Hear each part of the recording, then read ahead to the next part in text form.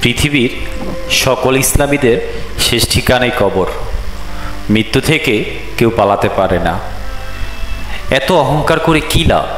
ক্ষণিকের জীবন, তারপর মৃত্যু হলেই তো কবরে চাপা পড়ে থাকতে হয়।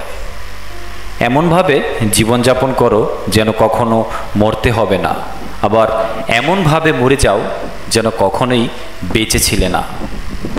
কবর হচ্ছে প্রতিটি মানুষের জন্য ক্ষণস্থায়ী আবাসস্থল, যেখানে একজন মানুষ অতিথির মতো জীবনযাপন করে থাকে।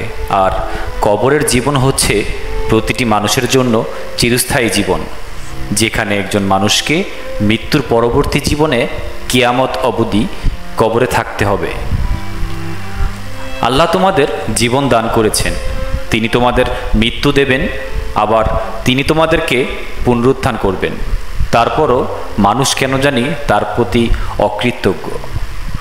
প্রতিটি মানুষ পার্থিব জীবনের লোভ লালসা করে কবরকে ভুলে গিয়ে দুনিয়ার হাসি তামাশায় মেতে থাকে।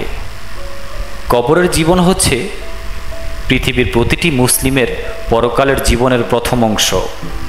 মুসলিমের কবরের জীবন সুখ শান্তি নির্ভর করে দুনিয়ার জীবনের কৃতকর্মের উপর।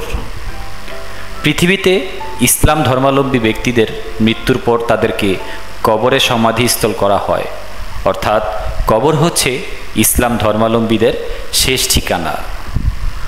পার্থিব জীবনে ক্রীড়া ও কৌতুক ব্যতীত কিছু নয়।